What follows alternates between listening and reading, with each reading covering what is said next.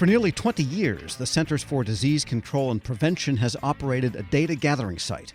It's called the National Healthcare Safety Network. In 2020, CDC made it mandatory for nursing homes to report COVID cases. Suddenly, thousands of nursing homes had to enroll in the network. It didn't go well. Things have improved since then. We get the latest from Health and Human Services Assistant Regional Inspector General Marshall Allen. Mr. Allen, good to have you with us. Great to be here, Tom. Thank you. And tell us about this network and what really happened when they made it mandatory for nursing homes to report health data. Well, the CDC has what's called the National Healthcare Safety Network, and NHSN is the acronym for it. It's a data gathering tool to track healthcare acquired infections. And it's been typically used more for hospitals. But when the pandemic hit, CMS made it mandatory for nursing homes to report to NHSN, and they had to report all types of COVID data. So they had to report suspected COVID cases, total COVID deaths, PPE, hand hygiene, ventilator capacity, all types of information about COVID now had to be gathered. And this was in May of 2020 when this requirement went into place. And I know your listeners will remember that was the absolute heat of the pandemic. I mean, this was a real crisis moment. And so this previously voluntary reporting for nursing homes now became mandatory, and CDC had a massive challenge on its hand. How do you enroll thousands of nursing homes in a matter of weeks to accurately gather and report this really crucial information? Well, it sounds like it must be,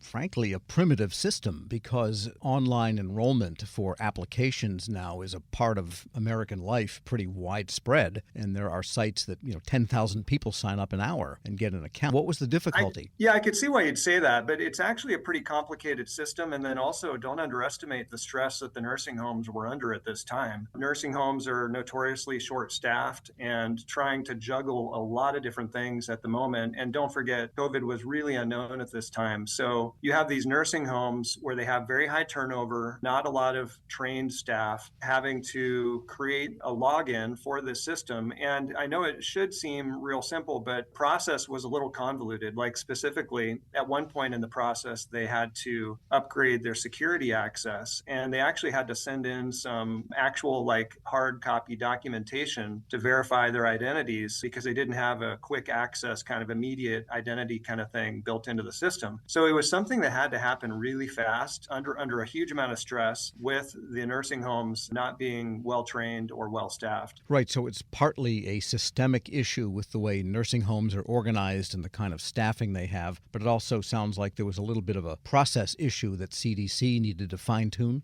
Yes, definitely. And so they sent out a lot of guidance. They held a lot of webinars, but remember, this all happened in a matter of weeks. And so they had to add to the system too. They had to create in the NHN system the capacity to gather all this data about COVID that had not previously been gathered before. And so they did webinars, they did everything they could to get people enrolled, but they had about 12,000 nursing homes enrolled, really all at once. And so there were a lot of challenges with the enrollment. Getting people logged in was a challenge. Having people understand the guidance was a challenge. And one of the biggest challenges was at the help desk. I mean, you can imagine the help desk for NHSN had never seen anything like this before. And suddenly they have thousands of nursing homes needing assistance. And the way the help desk was created, it did not have any phone assistance or live chat ability. It was all email. And so, you have nuanced questions about the nursing home might have needed to know, what do I need to report? How do I need to report it? How do I get logged in? I forgot my password. I mean, you can imagine all these calls to the help desk, thousands of them at once. And so it created a massive backlog because they didn't have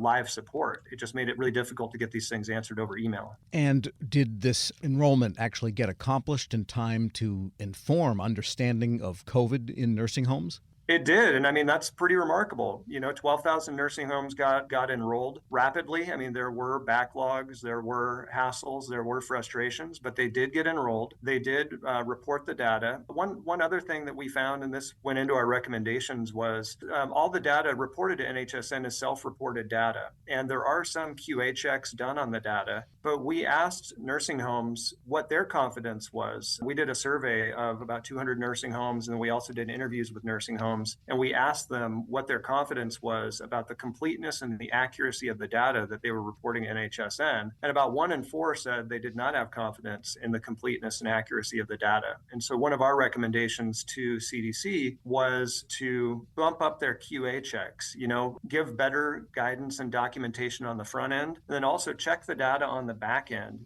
have a QA process in place so that you can really verify that the data that you're gathering is really accurate. We're speaking with Marshall Allen. He's Assistant Regional Inspector General at Health and Human Services. And now that we are here in 2024, you did this work, this inspection of this system in late 23. Why now? Yeah, NHSN has changed a lot. And we even asked the nursing homes whether things had improved since the height of the pandemic, and they had improved. But they still had challenges, even when we were doing our data gathering. This was 2 years after the height of the pandemic when we were talking to them. They still had challenges with the reporting, with the different aspects of the system. And the reporting has been reduced now. They're still gathering vaccine data from the nursing homes. But the other thing CDC is talking about doing is expanding the use of NHSN. And so as they look forward to expanding the use of it, as they continue to gather this vaccine data, it's important that they take these steps, that we recommended. Another thing we recommended is that they give some live support, whether it's chat or telephone support on their help desk, just so that the users don't get frustrated when they're trying to get that guidance.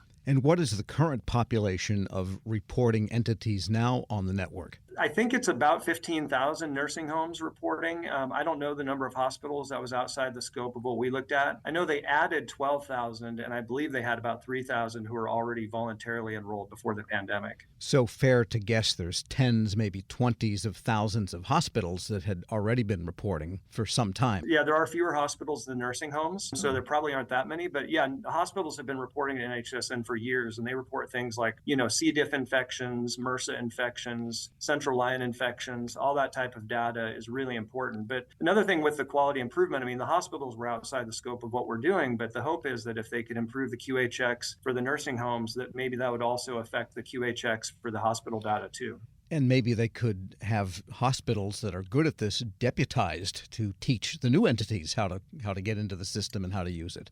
Definitely. And I think one of the challenges for the nursing homes is the turnover rates. The staffing is at a crisis level in nursing homes right now. And a big part of that is just turnover of the staff. And that was something we found with everyone we talked to. You can train one person to be the key point person for the NHSN reporting, but then that person might leave.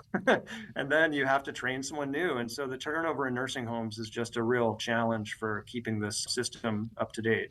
And you said in the report that the COVID reporting is about to expire, that requirement for the nursing homes. And then you told me that there is going to be an expansion of entities reporting. So what is next for the network? Well, we don't know for sure what that'll be, and the CDC officials didn't tell us what that would be. But the vaccine data is still, COVID-19 vaccine data is still required to be reported to NHSN by nursing homes. And then they have talked about expanding it, but they weren't specific about what that would look like. Because if hospitals routinely report some of these infections and so forth, that kind of stuff happens in nursing homes all the time. Definitely. There's a lot of ways NHSN could be used. It's a really valuable tool. What other recommendations did you have, and what was CDC's reaction so far? Well, so we had 3 recommendations. The first one was to add some live chat, live support to the help desk, a phone person or someone on live chat, just so specific questions could be answered in real time. They partially concurred with that.